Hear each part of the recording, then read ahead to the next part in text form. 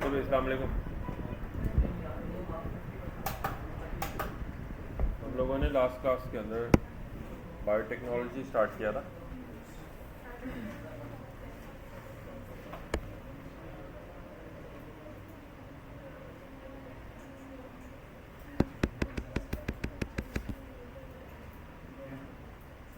कहाँ तक पढ़ा हूँ?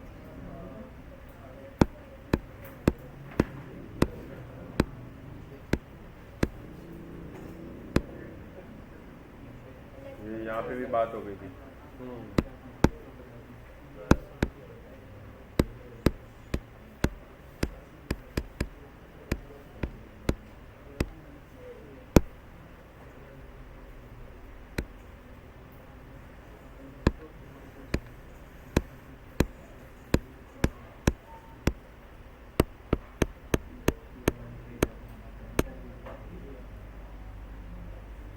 इलेक्ट्रोफोरेसिस पे हम लोगों ने लास्ट क्लास में स्टॉप किया था।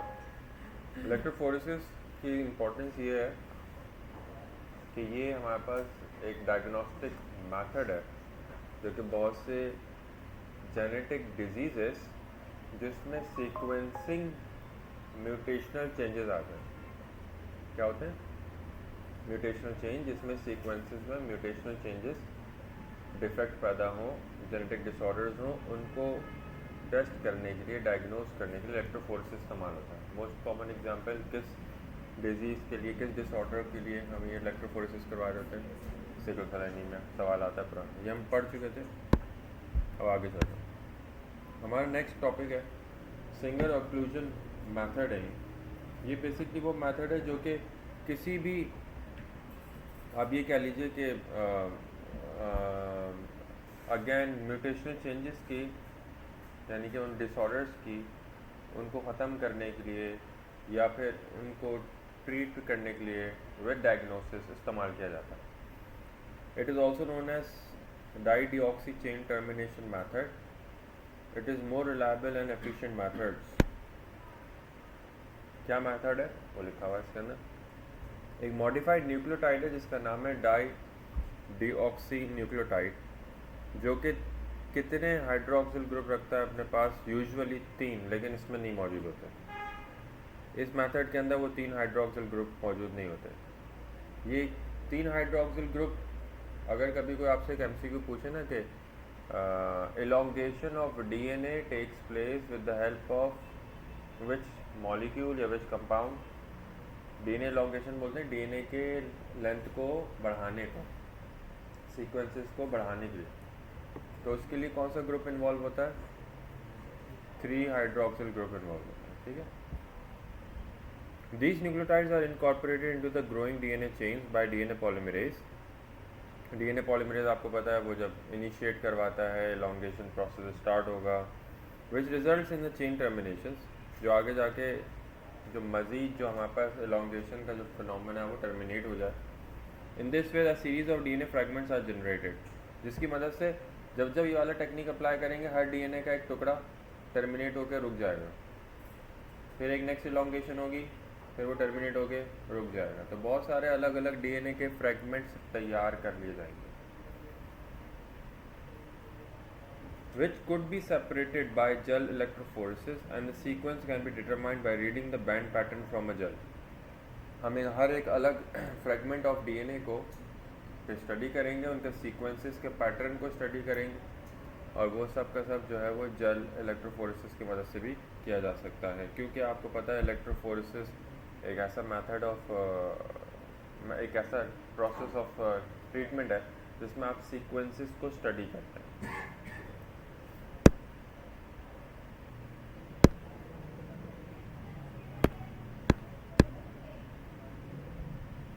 जैसे एक रास्ता ढूंढने के लिए आप मैप यूज़ करते हैं, उस रास्ते के अंदर बहुत सी सड़कें आई, यू टर्न आया, कट आए, राइट एंड लेफ्ट, दुकानें आई, जगह आई, और फिर आप पहुंचते हैं। ये है जीनोमिक मैपिंग। ये भी वही चीज़ है मगर जेनेटिक मटेरियल की। कैसे? Total DNA presents on a chromosome of a eukaryotic cell is called as genome.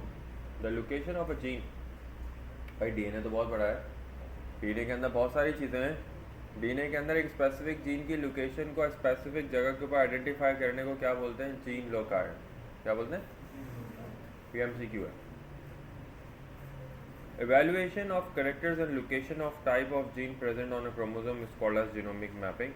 किसी भी जेनेटिक मटेरियल को एवेलुएट करना, उसको स्टडी करना, उसके अंदर अलग अलग स्पेसिफिक टाइप ऑफ जीन को लोकेट करना जीनोमिक मैपिंग कहलाता है।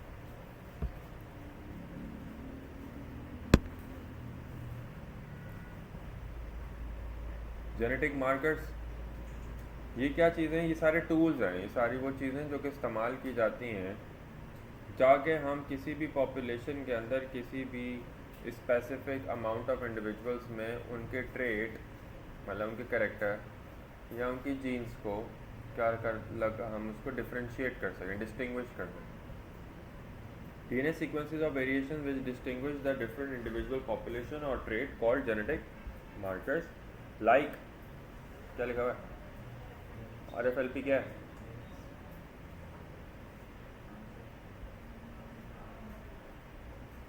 restriction fragment length polymorphism. Restriction fragment length polymorphism are used in genomic analysis.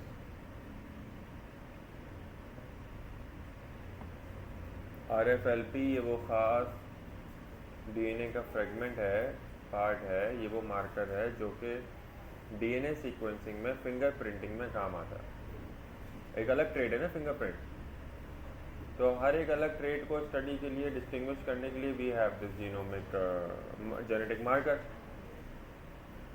तो इन्होंने एग्जाम्पल दिए जैसे कि RFLP एक जेनेटिक मार्कर है, restriction fragment length polymorphism. HGP Human Genomic Project. Human Genomic Project basically एक हमारे पास इंटरनेशनल साइंटिफिक रिसर्च का नाम है जो कि हमारे पास टोटल इंसानों की मैक्सिमम तादाद में उनकी मैक्सिमम अमाउंट ऑफ जीन को कलेक्ट करती है, स्टडी करती है।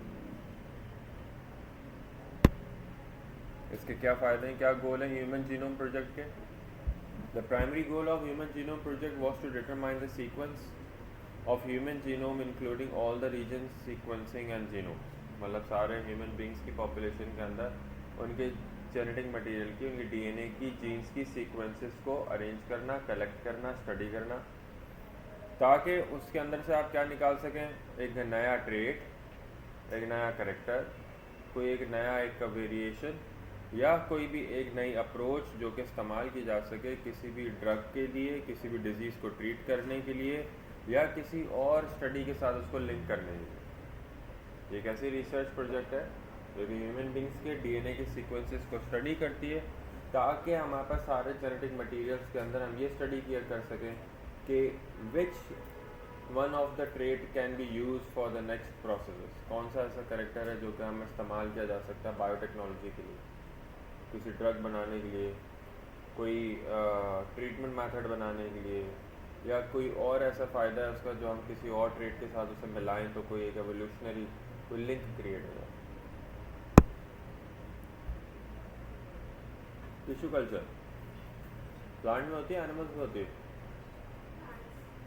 दोनों में होती है। ये एक ऐसी टेक्निक है जिसके अंदर हम एक सिंपल एक सेल को आइसोलेट करते हैं, अलग करते हैं पेरेंट सेल से, उसको ग्रोथ हार्मोन्स प्रोवाइड करते हैं सारे के सारे जो कि उसको डेवलपमेंट में मदद करेंगे और उसे एक न्यू इंडिविजुअल, एक न्यू ऑर्गेनिज्म की सेल डिविजन्स के अंदर हम उसे ट्रांसफॉर्म करेंगे।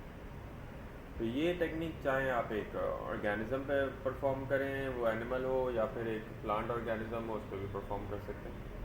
Tissue culture involves isolation of a cell, cell को आइसोलेट करना किसी भी लिविंग ऑर्गेनिज्म से, providing with them necessary nutrient growth factor conditions to support their growth and propagation, ताकि आप उसको लेबोरेटरिकल कंडीशंस पे उसको ग्रोथ फैक्टर प्रोवाइड करें, हार्मोन्स प्रोवाइड करें, न्यूट्रिएंट प्रोवाइड करें ताकि वो आगे जाके प्रोपेगेट करे, सेल डिवीजन में जाए और नया ऑर्गेनिज्म में कन्वर्ट हो। ये टर्मिनोलॉजीज आप घर जाके भी पढ़ सकते हैं, किताब पे भी लिखी हुई हैं, MCQs में आ सकती है बिल्कुल, और ये आपको इसकी डेफिनेशन पता होनी चाहिए। जैसे एक्सप्लांट्स हैं, ये सब डेफिनेशन है। एक्सप्लांट एक छोटा टुकड़ा होता है जो कि किसी भी पेरेंट प्लांट से अलग कर लिया जाता है। कैलस कहते हैं किसी भी, अगर हम स्टेम को, रूट को अगर कहीं से कट ऑफ करते हैं, काटने के बाद दोबारा स्टेम वहाँ ग्रो करने से पहले जो यहाँ पे जो छोटा सा एक टुकड़ा बन जाता है उसे कैलस बोलते हैं। अनडिफरेंशिएटेड मास ऑफ सेल्स, ठीक है। माइक्रो प्रोपिगेशन कहते हैं rapid multiplication of plant shoots और एक्सप्लांट्स को, या फिर किसी भी छोटे एक प्लांट को मल्टीपल डिवीजन्स को कहा जाता है माइक्रो, जो बहुत तेज़ी से किए जाए स्मॉलर लेवल पर। प्लांटलेट्स कहते हैं फुली डेवलप एक प्लांट ही होता है मगर साइज में छोटा होता है, ठीक है। Somatic embryogenesis, it is the embryogenesis मतलब एम्ब्रियो का बनना with the help of somatic embryogenesis, with the help of it cell somatic cell. Soma clonal variation, ये एक जेनेटिक वेरिएशन है जिसकी वजह से हम कोई भी मतलब कल्चर ऑफ प्लांट या टिश्यू कल्चर्स के अंदर हम हिस्सा ले सकते हैं। विट्रो मतलब क्या है? आउटसाइड। ऐसे बैक्टीरियाज जो कि किसी भी, आप कहें कि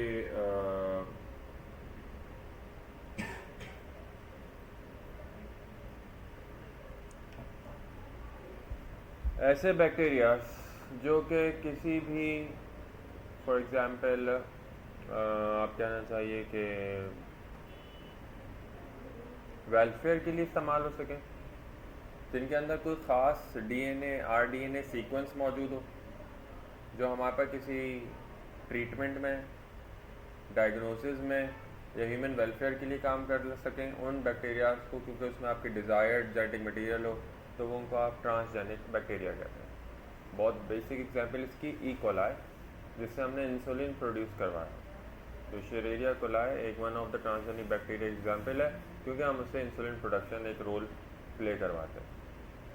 ई कोलाई कौन सा गैस्ट्रो इंटेस्टिनल ट्रैक्ट डिसऑर्डर करवाता है? यूटीआई। मैंने कहा जीआईटी डिसऑर्डर, यूटीआई नहीं पूछ रहा मैं, यूरिनरी ट्रैक इन्फेक्शन बोला किसी ने। मैं पूछ रहा हूँ कौन सा गैस्ट्रो इंटेस्टिनल ट्रैक डिसऑर्डर करवाता है ई कोलाई?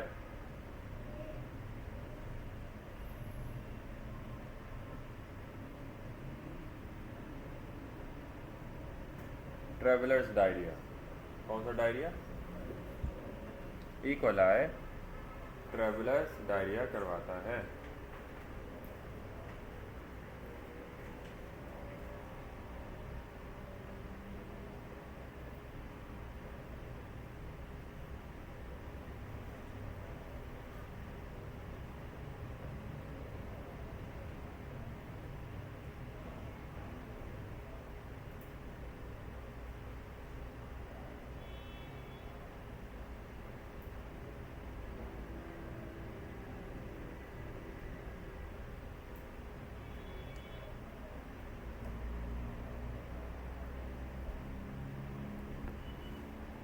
इसी तरह ट्रांसजेनिक प्लांट क्या है? ये वो पौधे होंगे जो कि अगैन किसी न किसी हमारे पास ऐसे ट्रेट का हासिल करता हो जो कि हमें किसी भी फार्मास्यूटिकल प्रोडक्ट, वैक्सीन या बायोफ्यूल की फॉर्मेशन में मदद करें, ठीक है। उन सारे प्लांट को आप ट्रांसजेनिक प्लांट्स बोलेंगे। Same goes with the animals. ऐसे एनिमल्स जो कि आपको किसी भी एक फील्ड ऑफ मेडिसिन में एक ख़ास एप्लीकेशन प्रोवाइड कर रहे हो, एक ख़ास चीज़ बना कर दे रहे हो। इसका बड़ा मशहूर सवाल आता है कि ट्रीट करने के लिए ब्लड क्लॉटिंग डिसऑर्डर के लिए प्रोड्यूस करने वाला एंटीथ्रोम्बिन हम ट्रांसजेनिक इस एनिमल से क्या करते हैं? प्रोड्यूस कर लेते हैं। एंटीथ्रोम्बिन क्या चीज़ है? एक ब्लड क्लॉटिंग फैक्टर है। क्या है ये? एंटी कोगुलेटिव फैक्टर है। मतलब मैं उल्टा बोल गया, एंटीथ्रोम्बिन है ना, it is entire to thrombin. Entire to thrombin मतलब कि ब्लड क्लॉट होने नहीं देता। एंटी कोगुलेटिव फैक्टर है या एंटी क्लॉटिंग फैक्टर है, ये बोलना चाहिए, आसान बात है। ये एक प्रोटीन होती है जो कि ब्लड क्लॉटिंग डिसऑर्डर्स के अंदर इस्तेमाल की जा सकती है।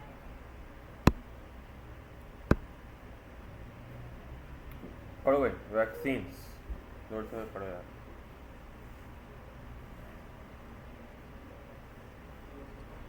Biotechnology and healthcare. Vaccine. A biological preparation that provides immunity to particular diseases. It contains antigens that stimulate the immune system to produce antibodies to fight against pathogens such as viruses or important biotechnological vaccines are hepatitis, COVID-19, malaria vaccine, etc. Vaccine आपको पता है क्या होती हैं? Biological agents हैं, एक method of immunisation है, it is also a method of prevention, जिसकी वजह से आप किसी भी होने वाली वायरल बैक्टीरियल फंगल डिजीज़ से बच सकते हैं। वैक्सीन्स बेसिकली बहुत सारी तरह की होती हैं, लाइव होती हैं, लाइव एटीन्यूएटेड या डेड फॉर्म में भी होती हैं, डेड वैक्सीन भी होती हैं, लाइव वैक्सीन भी होती हैं। ठीक है, बड़ा मशहूर सवाल आता है, एक पुराने एमडी कैट का है, पोलियो की वैक्सीन कितनी तरह की हैं? 2, Sabin and Salk, SABIN, Sabin, और दूसरा Salk, SALK, Salk, Sabin and Salk. जो लाइव है वो सेबिन है, लाइव वैक्सीन, लाइव बराह रास्त जिंदा, और जो डेड है वो सॉल्ट है।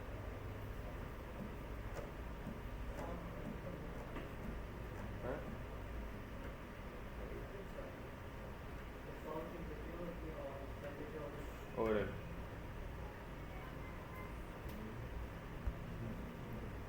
DNA RNA प्रोब्स, ये क्या है? ये छोटे से small radio active molecular substances होते हैं जो कि बाइंड करते हैं ख़ास DNA की सीक्वेंसेस के ऊपर, जिनका काम क्या है कि किसी भी ख़ास उस DNA के अंदर या उस जगह के ऊपर होने वाली म्यूटेशनल चेंजेस को डिटेक्ट किया जा सके, ताकि उस म्यूटेशनल चेंज की वजह से पैदा होने वाली डिजीज़ को डिटेक्ट किया जा सके, डायग्नोज किया जा सके। फॉर एग्ज़ाम्पल कौन कौन सी, जैसे कोई भी पैथोजन इन्वॉल्व हो सकता है, हेपेटाइटिस या पेपिलोमा वायरस, ये पेपिलोमा लिखा है, अलग अलग लिखना चाहिए था, papilloma virus.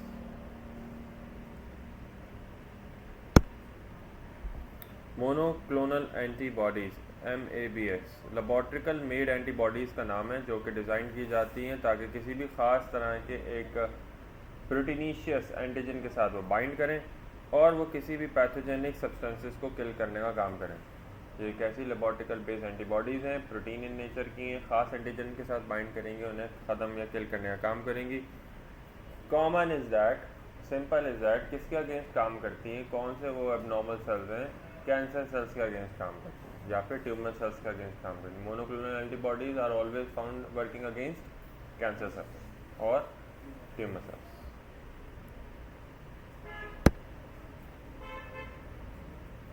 Gene therapy. It is a technique which involves the insertion, removal, modification of genetic material within a patient cell or treat or prevent it.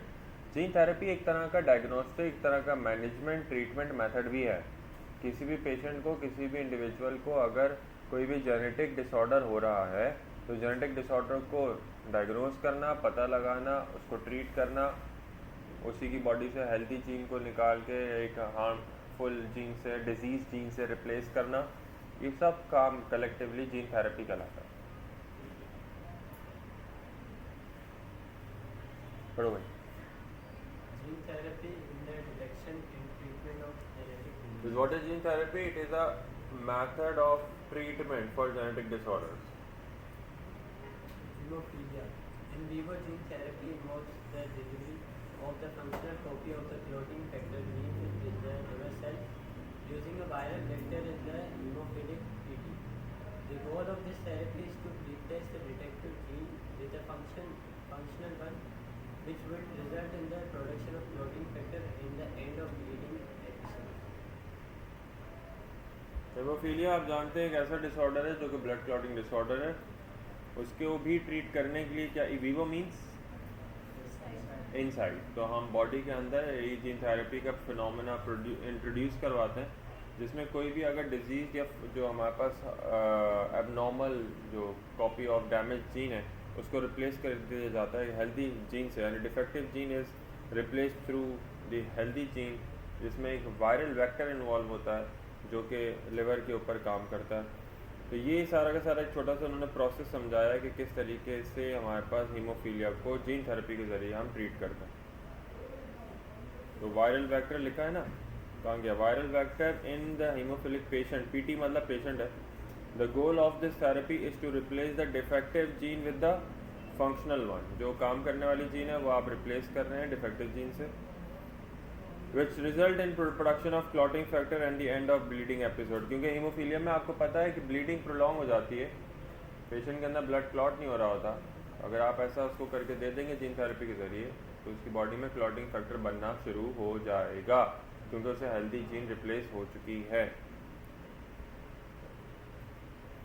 एड्रीनोलिकोडिस्ट्रोफी ALD again एक one of the another genetic disorder which can also be treated through gene therapy। पढ़िए। ALD is the genetic disorder that leads to the progressive destruction of the myelin sheath. In vivo gene therapy involves the delivery of the functional copy of ABCD1 ये gene का नाम है ABCD1 gene to the brain cells using viral vector. The goal is the replacement of the gene for the smooth myelin. तो भाई इस disorder haemophilia में आपको पता है क्या होता है, ब्लड क्लॉटिंग डिसऑर्डर है, ब्लड क्लॉट एब्सेंट होता है। एड्रीनोलिकोडिस्ट्रोफी में क्या होता है, एड्रीनोलिकोडिस्ट्रोफी के अंदर हमारे पास जो माइलिन शीट है एक्सॉन की सराउंडिंग में पाई जाती है वो डिस्ट्रक्ट होना शुरू हो जाती है, ख़राब होना शुरू हो जाती है। तो हम इसके अंदर भी कुछ वायरल वेक्टर्स की मदद से जो ABCD1 जीन का जो फंक्शनल हिस्सा है वो रिप्लेस करते हैं उसके किसी भी जो डैमेज्ड या फिर जो कोई भी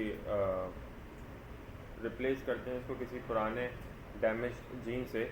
और इसका भी गोल ऑफ रिप्लेसमेंट क्या है कि वो जीन जो स्मूथली माइलिन शीट को रन कर सके, स्मूथली माइलिन शीट को मज़ीद डिस्ट्रक्ट होने से बचा सके, ताकि उसको कोई भी नर्वस सिस्टम का कोई भी मज़ीद सिम्टम डेवलप ना हो।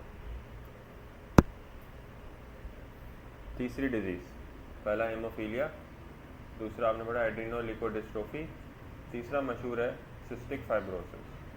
सिस्टिक फाइब्रोसिस में CFTR जीन की म्यूटेशन होती है। एड्रीनोलिकोडिस्ट्रोफी में कौन सी जीन की म्यूटेशन होती है, ABCD1 जीन, यहाँ पे CFTR जीन। इसी तरह BRCA1 BRCA2 जीन कहाँ की म्यूटेशन की होती है, कौन सी डिजीज़ के अंदर, BRCA1 BRCA2। फिर बोलता हूँ मैं बदतमीजी करता हूँ तुम लोगों से।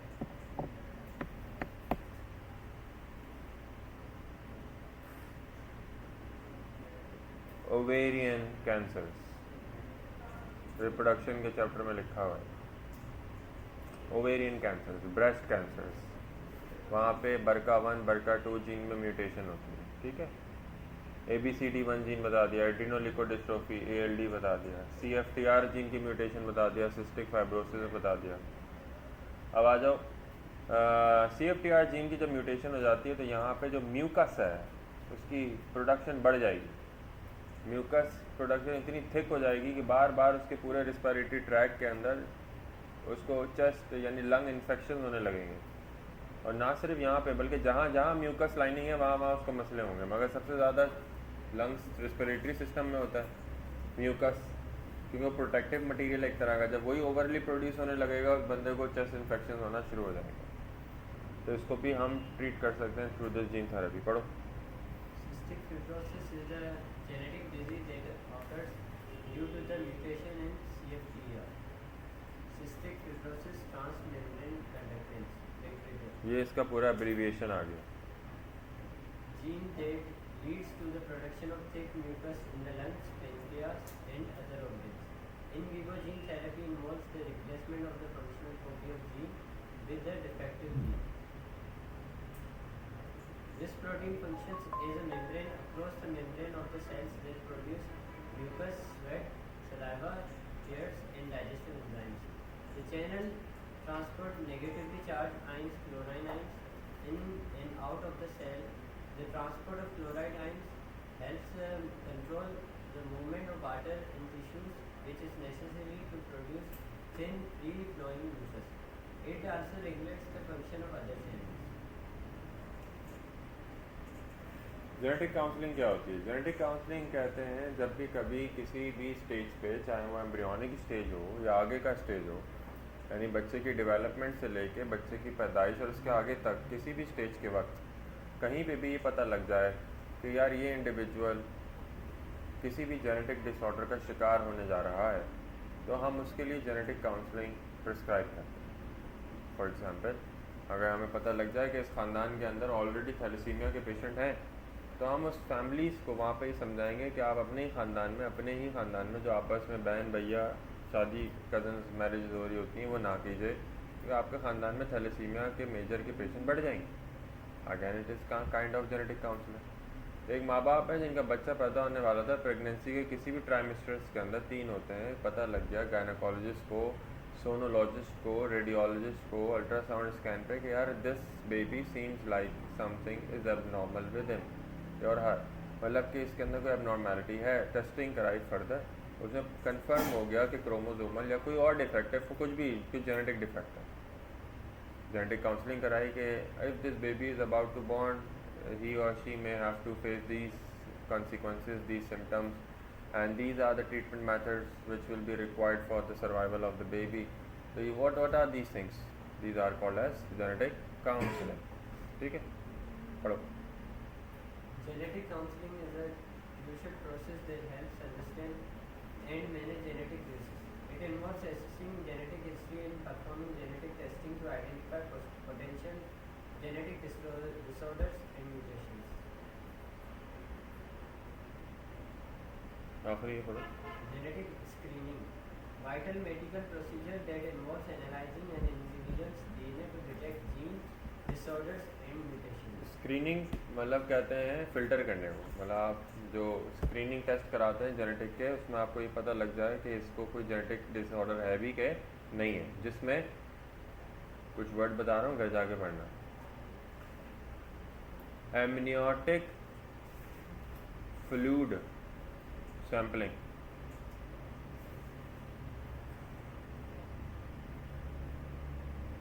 Amniotic fluid sampling,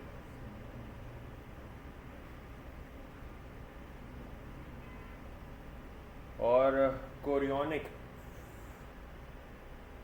fluid sampling. Chorionic CHORIONIC, chorionic fluid sampling. ये याद है ये वर्ड जो पढ़े कभी? एमनियोटिक फ्लूइड क्या होता है? एमनियॉन के अंदर होता है, वहाँ से उसका सैंपल निकालना, स्टडी करना, कैरियोटाइपिंग करना, एमनियोटिक फ्लूइड सैम्पलिंग करा। इसी तरह कोरियन के स्पेस में जो कोरियन जो लेयर है वहाँ पे जो फ्लूइड है, कोरियोनिक विलस सैम्पलिंग, VILOUS कहते हैं प्रॉपर नाम है इसका, कोरियोनिक विलस सैम्पलिंग। ये भी इसी तरह सेम चीज़ के लिए। सवाल ये भी आ सकता है आपसे, अगर कोई सवाल बनाने वाला बनाया दे, कौन से वीक के ऊपर कौन सी टेस्टिंग होती है, इधर जाके कौन से वीक में कौन सी टेस्टिंग होती है, 14 वीक, 14 वीक पे कौन सा है, 19 वीक पे कौन सा है, इस तरह से अलग जवाब है। So this is it, congratulations, you have just done with your biotechnology. कैसा लगा आपको? आसान था? अजीब और गरीब सा होता है ये थोड़ा सा, हमेशा से ऐसे ही है। इसमें थ्योरी ज़्यादा है, आपको एक दफ़ा बुक को इसी तरह, जिस तरह पूरी बुक ही है almost. I have got 62 slides which includes almost the entire chapter, all the topics of your कहना चाहिए aptitude test, diagnostic method and diagnostic tools हैं, primer annealing क्या होता है, abruptly cooling down process को कहते हैं, इसी तरह किस टेम्परेचर के ऊपर DNA को सेपरेट किया जाता है, 90 to 95 डिग्री सेल्सियस के टेम्परेचर पे अलग किया जाता है। तो ये CFTR जीन क्या है, कौन कौन से जेनेटिक डिसऑर्डर है, जीन जेनेटिक काउंसलिंग कब इस्तेमाल की जा सकती है, जीन थेरेपी कब इस्तेमाल की जा सकती है, ट्रांसजेनिक बैक्टीरिया का रोल क्या है, एंटीथ्रोम्बिन कौन से ऑर्गेनिजम्स ने प्रोड्यूस किए है, ट्रांसजेनिक एनिमल ने की है, ये जो कि शीप और गोट का एक जिक्र हुआ है, उसके ब्लड से हासिल किया था। तो these are the things, small हैं, देखो बड़ी चीज़ें नहीं है, मगर आपको थोड़ा जहन में जगह बनानी है तो आप कर लेंगे। ठीक, जहन में कुछ और चीज़ें हैं, उनको आपको रैम थोड़ी खाली करनी होगी तो आपकी जगह बन जाएगी। चलें जी, आइए आगे बढ़ते हैं।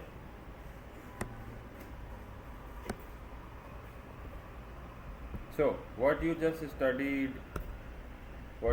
just studied in this chapter, how biotechnology combats the health problem by vaccines, right? Vaccines का जिक्र आया इसके अंदर, और नॉट ओनली वैक्सीन्स बल्कि फिर आपके पास जिक्र आया डीएनए आरएनए प्रोब्स का, monoclonal antibodies which always work against cancer और ट्यूमर सेल्स। देखो इतना सब कुछ तो आ गया तुम लोग अभी एक दफ़ा पढ़ने से। Product of biotechnology for the treatment of diseases, what are those products, वो सारी टेक्निक हैं, जीन थेरेपी है, ये सब चीज़ें इसके अंदर आती हैं जो ट्रीटमेंट ऑप्शंस के लिए इस्तेमाल होता है। ठीक है, अच्छा जी, हम लोगों को अब शुरू करना है नेक्स्ट चैप्टर।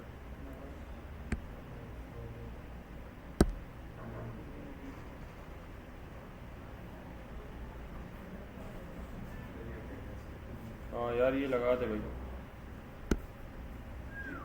Bio energetics.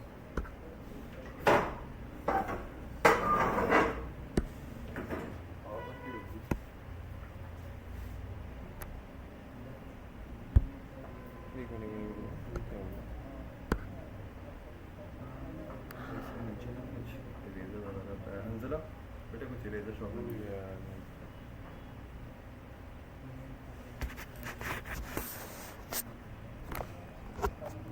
ये बायोटेक है। क्या हो गया इसको?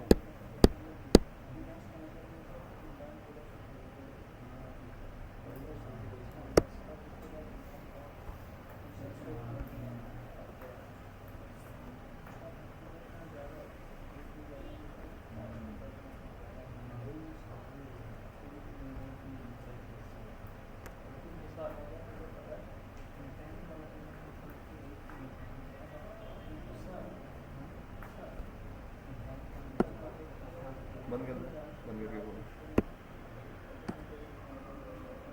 चलो उसको बंद ही रहता, अभी वो तो बोलो बाहर जो